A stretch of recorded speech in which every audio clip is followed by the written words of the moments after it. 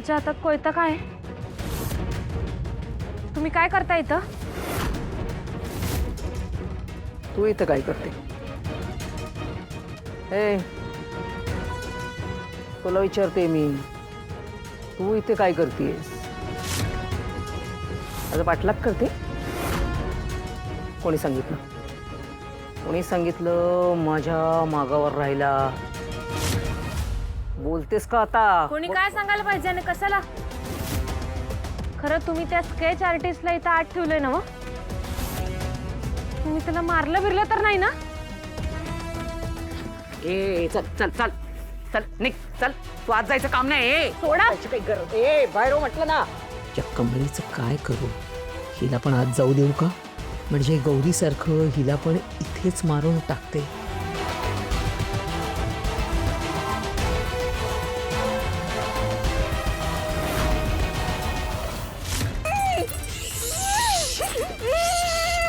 ए जास्त चुळबुळ केलीस ना तर गळा दाबून मारून टाकीन तुला.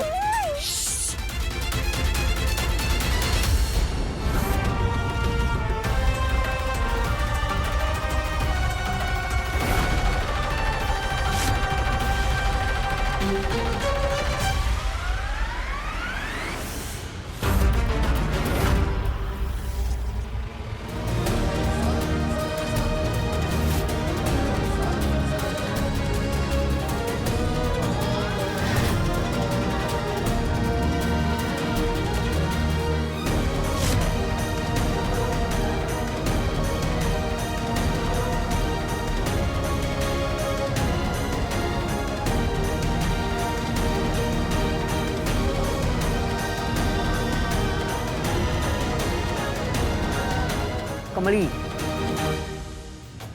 पाहिलंस? हे पाहतेस ना, तुझ्या डोळ्यांनी पाहतेस ना. काय दिसतंय? दिसतंय पण तरी खुलासा करून सांगतेच. या ज्या सगळ्या ताया आहेत त्या प्रत्येक जण आपलं घर चालवण्यासाठी, उदरनिर्वाहासाठी काहीतरी करायचं म्हणून झटत असतात. तर अशा सगळ्या बायकांना एकत्र करून मी असे छोटे मोठे उद्योग, जे म्हणजे उदाहरणार्थ पापड करणं, लोणची करणं, मसाले करणं, घरगुती इतर गोष्टी ज्या लागतात त्या करण्यासाठी म्हणून मी यांना हा उद्योग मिळवून दिलेला आहे, ज्याच्यावर या सगळ्यांचं घर चालतं. तर अर्थात मी हे जे काही काम करते ते मी फारसं काही कोणाला सांगितलं नाही, म्हणजे कोणाला माहीतच नाहीये. आणि मला काही तुझ्या अन्नपूर्णा अजिंसारखं जगभर असं सांगत फिरत नाही ना मी, की बघा बघा मी किती पुण्याचं काम करते वगैरे. ते काही मला जमत नाही. त्याच गोष्टीचा दिंडोरा कशाला पिटायचा? नाही जमत, म्हणून कोणाला माहीत नाही.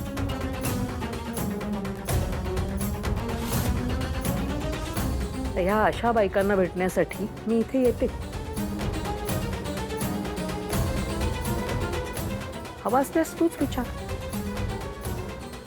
ताई? हो ना, कामिनी मॅडम होत्या म्हणून मला जगण्याची नवीन आशा मिळाली. नाही तर एक वेळचं अन्न सुद्धा मिळत नव्हतं. त्यांनी आम्हाला रोजगार दिला म्हणून आमची घरं चालतायत, मुलांची शिक्षण होत आहेत. नाहीतर आमचं जगणं तर फार मुश्किल होतं. अगं देवासारखे आहेत आमच्या कामिनी मॅडम. अगं ए अगं बायानो, असं काहीतरी बोलू नका ग.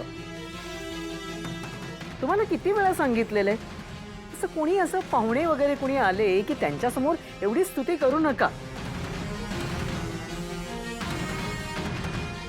खोटी वाटायला लागते मग ती. मला नाही आवडत. आपलं काम काय? आपण फक्त काम करत राहायचं असतं, फळाची अपेक्षा ठेवायची नसते. आणि मी तर म्हणेन की प्रत्येकाने आहे ना, प्रत्येकाने कुठल्या तरी गोरगरिबासाठी काहीतरी मदत करायलाच पाहिजे.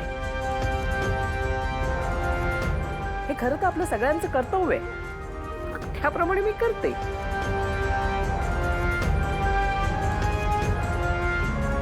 पण काही लोकांना माझ्यावर संशय घेतल्याशिवाय अन्नच गोड लागत नाही. काय कमळे? देवा, परमेश्वरा, काय म्हणायचं.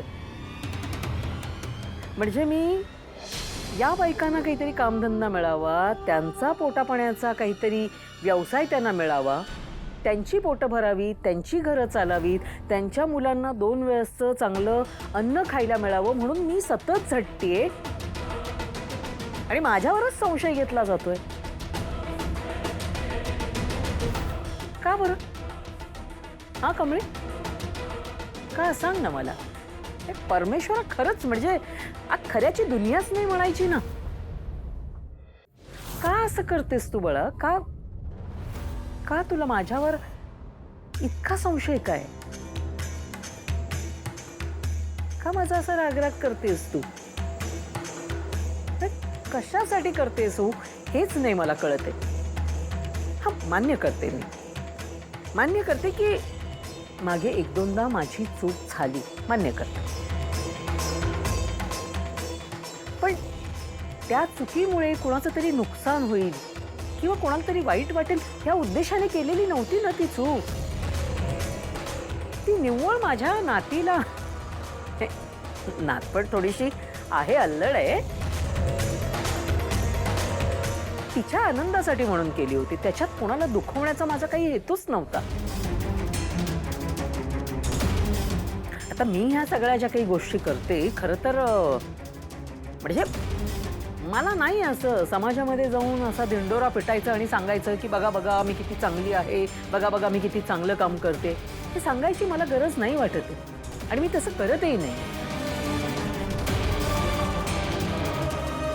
हा, पण आता कमळी तर माझ्यावर डूब धरूनच आहे, ते मी समजू शकते. पण ऋषी, तू सुद्धा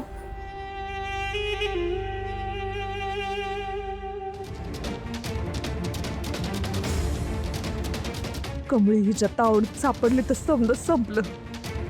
पाय तुळजाई, काहीतरी कर.